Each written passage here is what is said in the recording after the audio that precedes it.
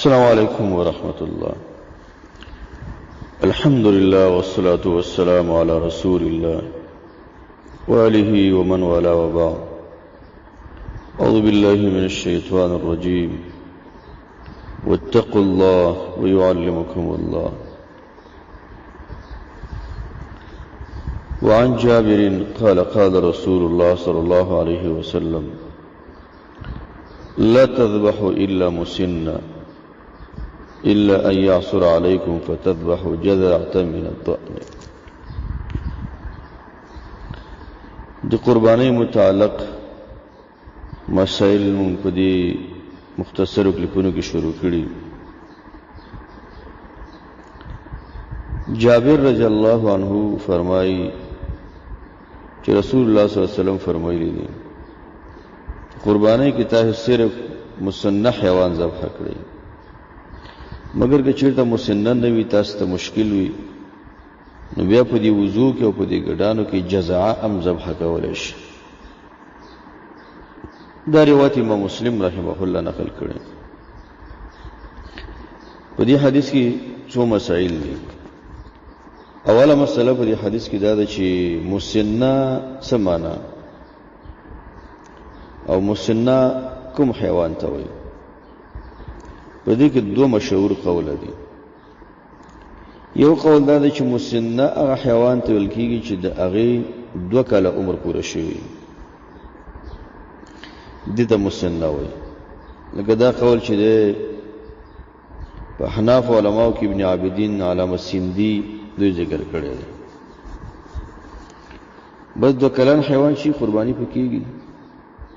دویم قول دا دی چې مسنه هغه ته ویل کېږي چې هغه اولنی غاښونه چې کوم وي د عامه اصطلاح باندې خلک وایي چې د شودو غاښونه هغه گزار کړي او نور به راشي. او دا کار اکثرت د حیوانات او عادات مختلف دي. بعضې 2 کلن کې کوي، 2 کال نه وروسته کوي، بعضې 3، بعضې 5 کې. لکه اوښان 15 ورسې بیا کېږي.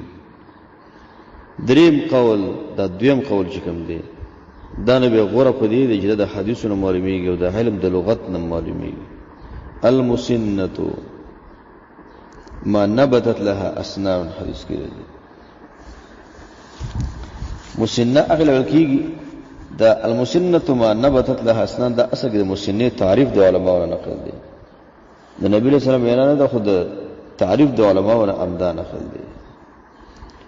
دا خبر تقریبا علامه ظهری، علامه جزری په نهایت کې کړی دا. صاحب القاموس کړی، صاحب المصباح، ابن التین، ابن قتیبه دې ټول نقل کړی دا. دې ټول علماو نه دا خبره نقل ده. خدای د شیخ عبدالحق دهلوی هم دا خبره نقل ده چې مسنه هم دې ته ویل کېږي چې د هغه 2 غاښه شوي. دا خبره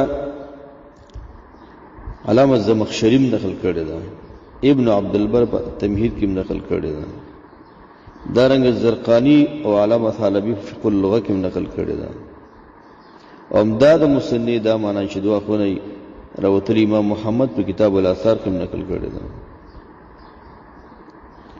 دارنګ امام شعبی نه ابو عبید په کتاب الاموال کې نقل کړی ده. حافظ ابن حجر هم نقل کړی ده. د دیو جنا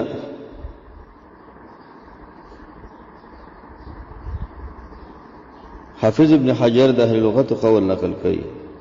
وقال اهل اللغه المسن الثني الذي يلقي سنه. واذا مسنه غدا چې دا غاښونه راوتلي. ان مسنه ثني هغه د ثني تعریف کړي. مسنه کې اختلاف دی، خو ثني کې به اختلاف نشته. د مسنی د پر د ثنی کلمه د خط تشریح ده. یعنی ثنی هغه مسن ته وایي چې د وړوکوالي غاښونه گزار کړي دا نور دوره شوي. دا په اوښانو کې په 6 کلنۍ کې کېږي، په دې وضو کې غواګانو کې دا چې 3 کال کې داخل شي. همدا خبره امام نووي کړې په شرح مسلم کې او تقریبا راجح قول هم دا دی. بل خبر دا ده چې یو سړی بازار کې منډي کې واخلي څومره دوکي خلک کوي. ځکه شیخ عثیمین صاحب یو علم دی، یو علم الواقع دی. واقع کې ګوره خلک څومره دوکي کوي. که چېرته منډي کې ته حیوان اخلي او د غاښونو اعتبار ولري ته چې غاښونه یې بیا اخلم نو مسلې د مشکل نه به وځي. کېدای شي ته په حیوان منډي کې وایي ته راوایي چې 2 کلن دی او هغه 30 میاشتې نو هغه شریعت چې کوم قانون ټاکلی دی کې به مخالفت پیدا شي. بیا اضحیه په غواګانو کې اوښانو کې وضو کې ګډانو کې دی کې جائز ده. او دا غنم کلمه چې حدیث کې راځي دي 2 قسمه دي. یو غنم چې دا وزي چیلې چې ورته و دې ته غنم کلمه ویل کېږي او ګډانو ته هم د غنم کلمه ویل کېږي. او جاموس چې دی جاموس دا خو په حکم د غوا کې دی ځکه دا نوع د بقر ده. نو په دې حیواناتو کې د ثني چې ورته وایي د غاښي په دې باندې قرباني جایز ده. او مسنه د هر یو به جدا جدا وي. اوښانو کې مسنه هغه ده چې 15 کاله پوره شوي شپږم کې داخل شوي. مسنه د بقري هغه ده چې 2 کاله پوره شوي 3 کال کې داخل. مسنه د غنم د ګډان او د وضو دا هغه ده چې 1 کال پوره شوي او 2 کال شروع شوي. دا صاحب د نهایه ازهري دا خبره نقل دي. دې کې دا راجح قول دی چې کلم حیوان ته اخلي بس 2 غاښونه اعتبار ورکوه 2 غاښونو ته. خو چون مسله کې اختلاف دی که د چا په خپل کور کې و حیوان یي او 2 کاله عمر په رښتیا پوره کړي که په دې چا قرباني وکړي انشاءالله مشکل باندې. او نور عام قانون دا دی چې 2 غاښونو ته به اعتبار ورکړي. هم دا مرجح قول دی. راجح قول دا دی چې 2 غاښونو له اعتبار دی. درېمه مسله دا ده د حدیث کې دا جزعه چې دا جزعه دا څه معنا؟ جزعه دا د حیوان د ابتدایي عمر والا ته وایي چې حالت د قوت کې او ځوانۍ کې. نو په ګډانو کې د جزعي مقدار څه دی؟ دا وریا چې ورته وایي ورخه دا وریا دی او دا ګډ دی او دا پسه دی. نو په دې کې قرباني په هغه حیوان کېږي لکه دا حدیث کې ذکر دی که نه که مسنه نه نو جزعه ته ذبح کوي. ما تم له سنة وهو قول الاكثر. په ګډانو کې جزاء اغله وایي چې 1 کال پوره شوی. دا قول د اکثر علماء دی. د حناف او حنابلو قول دا چې ما تم له 6 اشهر 6 میاشتنی وری باندې هم قرباني کیږي. دا یو قول دی. بعض وایي چې 8 میاشتو ولا باندې قرباني کیږي. بعض وایي چې د 10 میاشتو ولا. امام ترمذی د وکیع نه نقل کړی چې 6 میاشتې 1 میاشت ولا باندې قرباني کیږي چې او دا په دې شجا ور وریي د ګډانو د دې جنس نه وي. دا رنګه ابن العربی نه نقل دی کومور او پلار ځوانان او قوي وي د 6 میاشتو نه تر 2 میاشتو پورې قرباني کیږي. او کومور او پلار بوډاګان 8 میاشتو تر 10 ولا ته وي. او په دې ګډانو کې جزاء په تیزی سره راځي. دې کې علما وایي چې راجح قول بده کې دا ده چې جزاء هغه وری ته ویل کېږي چې 1 کال پوره کړي. دا قول راجح معلومیږي په اعتبار د ام لغت سره ام د دلیل سره. بعض وایي جزاء هغه ویل کېږي چې حیوان دومره د بدن نه خېچ 1 کلن سره ودرې چې د 1 کلن حیوان ته وګوره دې ته کو یو شان ته معلومیږي. بل خبره دا ده چې جزاء په دی وضو کې دا به 1 کلن ته ویل کېږي چې 1 کلنې 2م کال کې داخلي. دا په وضو کې اختلاف چې مخکې کوم ذکر شو جزاء هغه جزاء مراد چې جزاء وی په ورو کې. جزاء په ورو کې ډېر اقوالو چې 1 کال پوره کړي 6 میاشتې 7 میاشتې 8 میاشتې 10 میاشتې دا ټول اقوال پکې. یرګه چې د څوک وریا واخلي او د 1 کالو دا راجح قول هم دا دی. او که 6 میاشتې د قول احناف هم کړی دی د 10 میاشتې قول هم شته دی. او ارچ دا وزه ده سیرلی دی دا به دی 1 کال دی. دا حدیثونه معلومیږي چې دا باید 1 کال باید پوره کړي.